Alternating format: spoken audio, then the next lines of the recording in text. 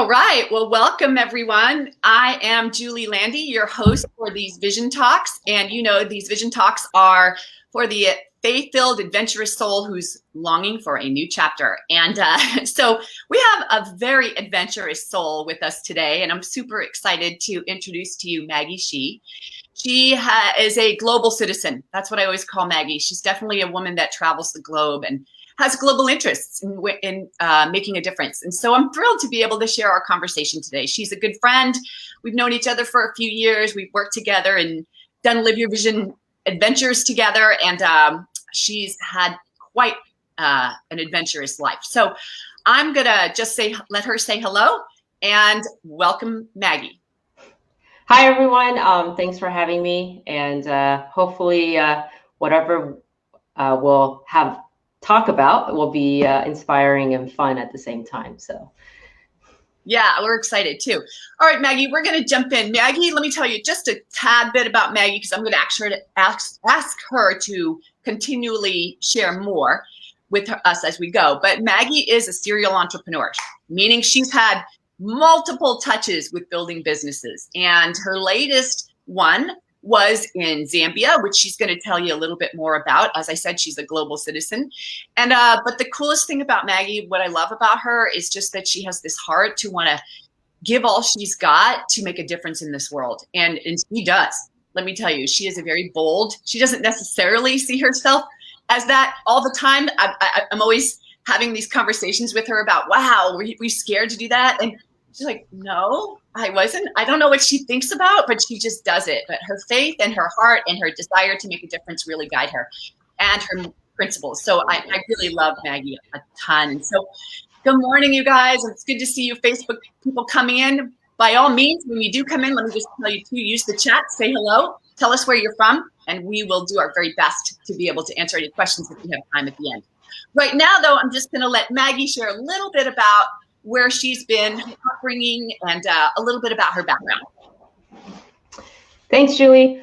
So good morning, everyone. I know if you're on the East Coast, it's probably a little later. If you're globally, you might be super late at night.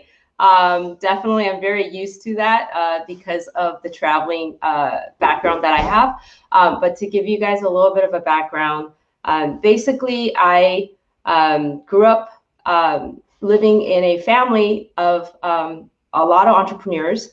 So that definitely has helped me in some ways of just having that, the adventurous spirit, but also the willingness to try something new. However, at the end of the day, it's really up to us to decide who we are and what we want to do.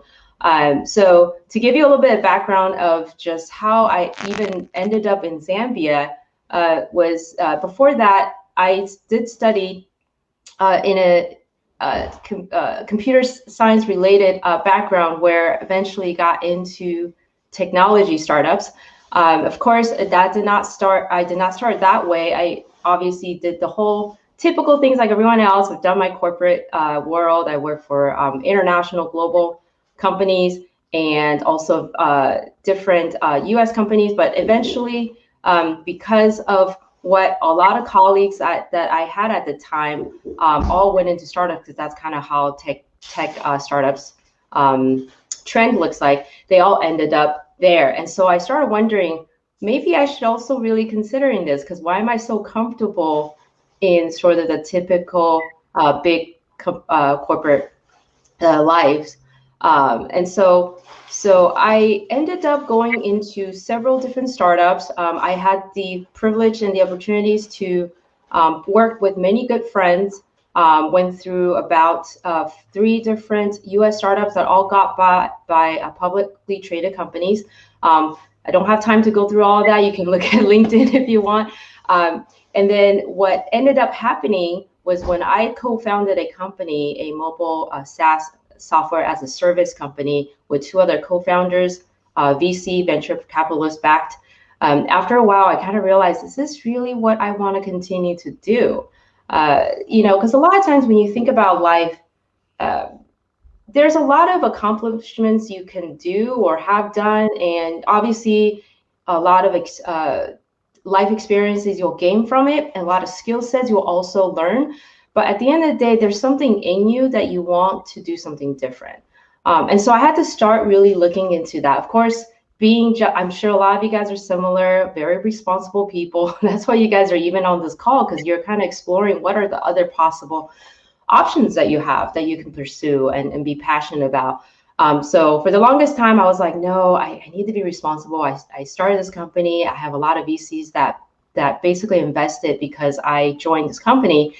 But eventually, sometimes you just have to have people, good friends, maybe mentors, maybe people who are like a father figure or a mother figure that can give you really honest opinions. And I have one of my mentors, essentially, he's pretty much like a father figure to me, and said, I think you need to start considering exiting out. And that really got me thinking. I said, why do I want to exit out? And when I started exploring life, it's just really self-reflect, and I realized, you know what, I enjoyed all this, but it's not necessarily the sort of the industry or what I was doing that I was interested in is what I can do with it, is to build something new. Because as a product person, because that's my background in the technology side, you always want to build something. I always wanted to build something, but I want to build something meaningful. So this is where Julie actually came in at that time. I don't even remember what year that was with Julie, but I do remember a really good friend of mine was so excited working with Julie and said, hey, I've been working with Julie. She's really, really trying to figure out my life and what I can, do differently. And so that got me intrigued. And if you guys think about mentors or coaches, just like any athlete stars, they don't have to have someone who knows everything they do, nor do they have to have someone who knows more than they do, but they need to have somebody who can actually objectively to be able to analyze, also constructively provide feedback to you, as well as just that support. And so when I found out about that potential opportunities, I got really intrigued, because I always believe in mentorship. And so I reached out to Julie, and I kind of had no idea, you know how things are, like you have a lot of things in your head, you want to do a lot of different things, but you don't necessarily know how to pursue or the directions you want to go. So sometimes talking to people that also understand the importance of self-reflect and pursuing your passion. When you talk to somebody like that, it really allows you to really think about the possibilities. So that's actually what I did. And so long story short, again, there's just so many processes that we went through. But because of that, I actually literally called Julie up and say, hey, I know that you're doing this. I don't know if you have the bandwidth.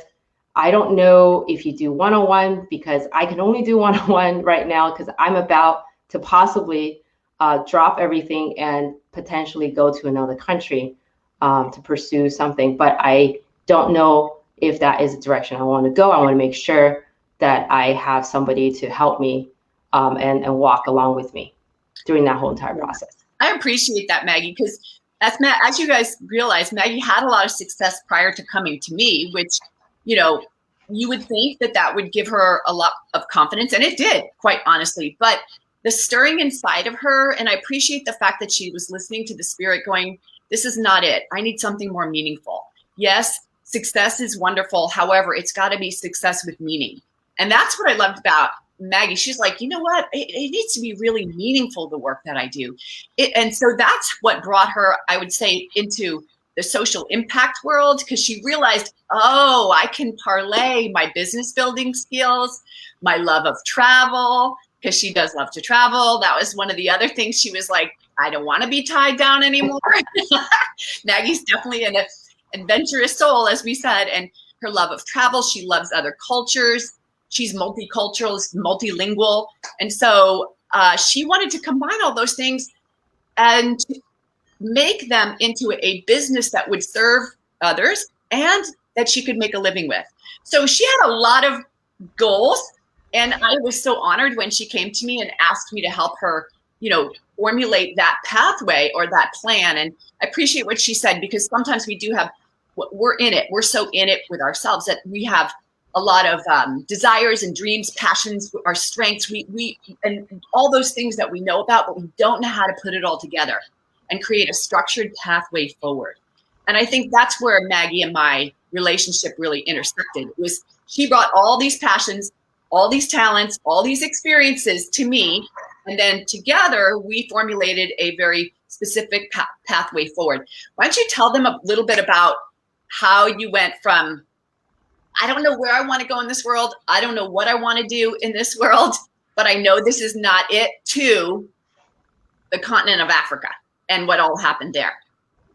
Okay, I'll try my best because it is definitely not a linear straight path. I think a lot of times people confuse that having direction means a very simple black and white straight path. Actually, it requires a lot of different iterations and having whether it's faith, whether it's trust, whether it's just learning to slow down, being still, sometimes to take actions as quickly as you can. There's so many different avenues and pathways that you can go. So in this particular situation, I definitely had to realize I personally had to feel good about what I'm doing. And so me being a very action-oriented person, I don't know if you guys ever taken like a test, like a strength finder type of test, that you kind of learn a lot about who you are. But being a very action-driven person, I sometimes skip all the reflection part and just want to go and try it out. And so this is the one time I said, no, I have to really slow down. As painfully as it could be, it is actually kind of important because this is a very big life-changing decisions. So anyhow, with that in mind, because that's a mindset change. Yeah, that was and I remember, because I remember working with you, Julie, that I remember I was like, oh, here's all the things I got going on. Here's all the things I want to do. I don't really know what priorities I'm supposed to do. But hey, by the way, I recently resigned from my startups. And so I'm free at this moment. And I'm giving myself this number of years, to be okay with. But you remember, I started off and said, I will do 1 year and we'll see. Right. And then the 1 year turned into, I think I can do second year, but I know that I can't exceed 5, right? And it all depends. And it has to be able to sustain me, because otherwise I might as well just go do volunteer work, which is not the same as this. They're all very important. It's just that the purpose I have for this particular journey of life exploration is also be able to pursue practical ways of sustaining myself while I'm doing things that I'm passionate about. Right. That's key right there. What Maggie just shared about is so many times we can kind of leave out the financial piece, and that's what she's alluding to, in order to pursue our passions and think they're just hobbies or volunteer work, as she mentioned. But honestly, Maggie had that double-edged goal. Like, she really wanted to feel like her success was sustainable to her financially, and that it was meaningful and impacting as well. So she had these two criteria that she needed to meet, and it is what we specialize here at Live Your Vision. We really do help you to have a meaningful, successful, and potentially profitable vision for your life, because we understand that you need to be sustained. And I appreciate the way Maggie is framing that, because it is all about sustainability. You can't really bring any long-term impact or significant impact forward, or any vision forward, if it's not a sustainable situation. So that is that was the tension point that we had to manage, and still are managing. But I was so proud of Maggie, and she actually so Maggie, tell them what you actually ended up deciding to do. We'll cut to the chase. And yeah, let's cut to the chase, because again, that path is very long. Yeah. But let's just say I went through a couple different experiments in Zambia, because that's actually a really key thing. What I wanted to do was to help people to sustain themselves as well, and doing something that really helps people to grow. And going to a developing country for me at that time was by far one of the easiest way to accomplish that, because I know I have skills I can offer to them, and there's a lot of people that would want to explore that areas as well, right? It's like they're looking for their own coaches as well. So I started off trying by partnering with somebody in Zambia. And by the way, I have to share this one really quick because it's actually important. I knew that part of my values working with Julie is I have to work with like-minded people. And I'm a very team-oriented person, so I know that I am not doing this by myself. And never a single startup that I was a part of, I went in because I went in without, anyone. I actually always go into that company knowing I know somebody I can work with. And that they usually typically have to be the founders. And so in this case, I said, I need a founder. And I found and like I said, a lot of times it's your faith, your trust, let things kind of unfold because you don't know everything. I didn't expect to find somebody the first day I arrived in Zambia, but I did because through friends and connections, I ended up in Zambia and had the ability to stay there for 4 months for the first time without having to worry about zero connections. Of course, I did a lot of prep work before that. I reached out to as many Zambian connected contacts possible, any social impact type organizations that I know of that would be willing to vouch for me so that I'm legit. Just a lot of prep work to do. And so to cut to the chase is I ended up trying this thing called essential oil. I don't know if you guys have heard of that. Anything in soap, shampoo, you usually hear these oil stuff that we put as part of those products, even for foods. And that's actually how I started with my partner and say, let's give that a try, because one of the biggest thing is understanding the audience. And we always thought developing countries mean people that like farmers and people that may be living in poverty that we want to help lift up. But what was interesting about it is there's a lot of very, very smart and efficient, effective, professional people there. They're also very eager to also grow. And instead of working directly with those farmers, whom most of us, I can't speak the language, we actually ended up realizing working with the people locally there who can then manage them or hire them. So because of that, we discovered that we can actually help entrepreneurs to build their own businesses. So they all have farms. There's different talks about that I actually had about how we even discovered that. So I'm not going to go into there. But the key thing is that through all that explorations, we discovered actually the best thing for us is to provide our skill sets to other entrepreneurs. And so instead of starting companies, we started looking at how can we actually multiply that. And so the next endeavor, because that was more of a project experiment. And by the way, that is still going on. I'm just completely hands off now because due to COVID, due to many different variations, I was forced to have to pass that on much earlier than I planned. But it is actually, in hindsight, the best decisions ever made because we're putting them all responsible for their own businesses. But that insight has allowed me to realize we need to use our skills to multiply others. Yeah. And so we started 2 other things. One is called Mentor Me.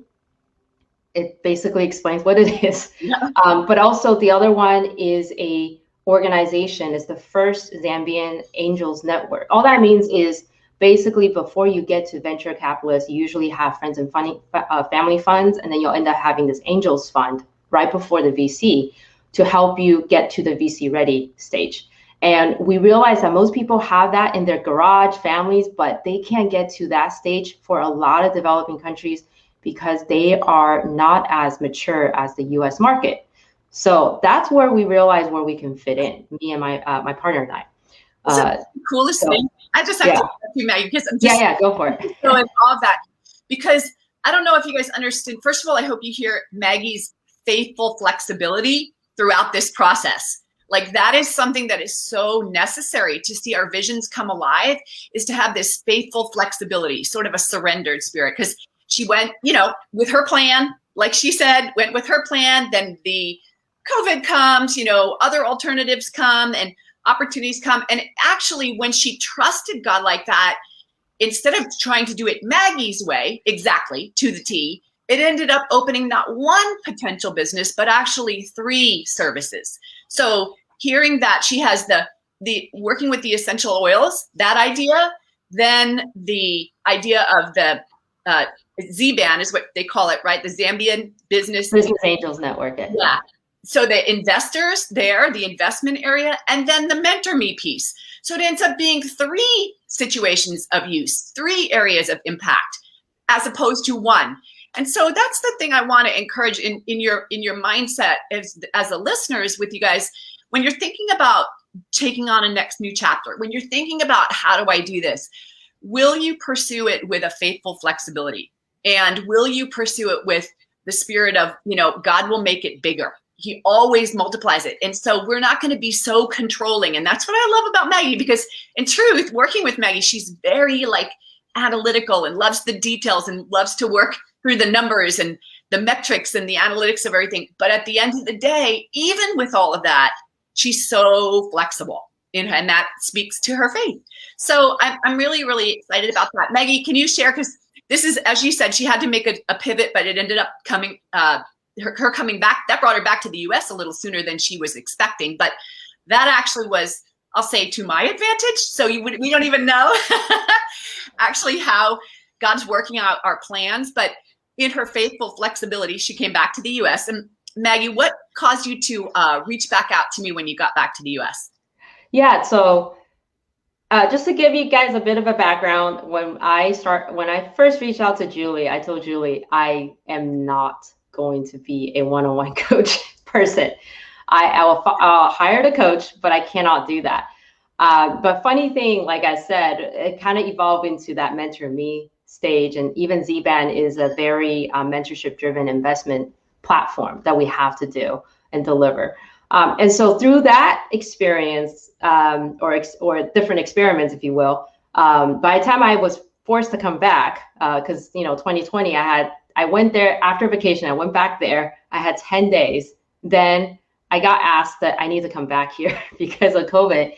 And so, scrambled back, didn't even plan that whole entire process, right? I still have stuff sitting in Zambia right now. I have a friend who literally built a backyard, mother-in-law type house, just so that I can live with them and live in the backyard, have my own space and stuff. And all that kind of went out the window. So I came back and said, okay, COVID forces me to stop. I have to slow down. And that whole evolution actually took quite some time. It took about almost a year. Because I was still trying to transition stuff in Zambia, because I had no choice. I had to transition a lot of things. I'm still very involved in those 2 other newly formed, more as a mentor, as an advisor, and also as an investor. But I had to start thinking about what else can I do here in the US, because this is where I'm at. And I kind of realized, okay, you know what? My original 3 to 5 year plan went down to 2-year plan, because my 3rd year, 2020, didn't really exist in Zambia, but I was working on Zambia stuff. So what am I going to do with that change? So this is where I started talking to different people, not just Julie, just to kind of learn about my opportunities. I'm actually doing multiple things right now, which Julie knows, and Julie is trying to help me to not overdo things. But the biggest thing is, let me go back to Julie. This is literally what I was thinking. I was like, well, you know what? I have a lot of friends that I trust. This is not even about a coach relationship anymore. Let me just go talk to Julie and let's just talk about this. And so from that, it kind of led me to realize that there is something I can consider, because I've learned a lot of different things in Zambia. Skills are definitely accumulative. And through that I realized, wait a second, I still want to help people, but I can probably help them by building something. The way I discovered that in Zambia. And so I started talking to Julie about that and said, hey, I don't know where I'm switching to. I'm changing career completely right now, doing different consulting jobs, teaching at a university for fun. But maybe we can try to multiply this whole entrepreneurship with your program, but maybe beyond that first project or program that you did with me. What else can we do? So I don't want to steal Julie's thunder, but this is how we ended up saying, gosh, we got to start talking about this, because there's just so many things that can be done, should be done. But hasn't happened yet. So it's so cool. Okay, so I can barely stand it. So because Maggie just kind of opened the door, so I'm gonna step through it. But when Maggie got back and she called me and we started chatting about what we could do and what she should do and all of that, it's clear that Maggie has such a depth of experience in business building, particularly startups, taking them from this kind of concept, idea, impact place to income producing. So she's done this multiple times, and now it's like she wants to do it with meaning. She wants to do it for herself. She's here in the US, and she, as you mentioned, she wants to do it with people she trusts. So she likes teams. She wants to be with like-minded people. And that's another golden nugget, is to get a community of people that really lift you up and build you up to help you go places. So there's so many nuggets here to what Maggie shared. I hope that you're all just kind of too long. Yeah. But there's lots of there are what we call her breadcrumb trail to success, if you will. If you follow the trail, you can reproduce it. That's the interesting thing. So now what Maggie and I have come together is we've brainstormed and said, hey, you do this. I have this opportunity because I help women figure out what their next chapters are. And many of them want to build their own businesses as well. Why don't we help women entrepreneurs that are going to make a difference, that are greater good oriented, that are social impact oriented, to take that right here in the US, to take their startup ideas and make them into something that is income producing, that is sustainable, so that they can have success with meaning as well. And that's what Maggie and I are super excited to be able to partner on. We are creating the next level of Live Your Vision called Grow Your Vision. And it's going to be just exactly that, a business development, startup development program that we're going to combine our talents together. And we're going to offer that to those of you who want to learn more about how to create a successful business, a sustainable, meaningful business for you and your family that is going to make a greater good difference. So we're super excited. We'll give you more details on the launch of that. Maggie and I are literally in the lab right now working on it week in and week out. We are brainstorming and collaborating all our years of wisdom and experience to create this new this brand new startup ourselves called Grow Your Vision. So we're just having a blast doing it. It's like the puzzle, and we're bringing these two heads together. So we look forward to bringing it to you. Maggie, why don't you share, what are you most excited about with Grow Your Vision? I think that one of the biggest thing is I love building something from nothing. So that kind of fits that. Second is working with somebody I trust, like you said. I think every startups I've been, if I don't like it, that's usually the number one reason why I don't like it. If I ever been through that experience. So this is a key one.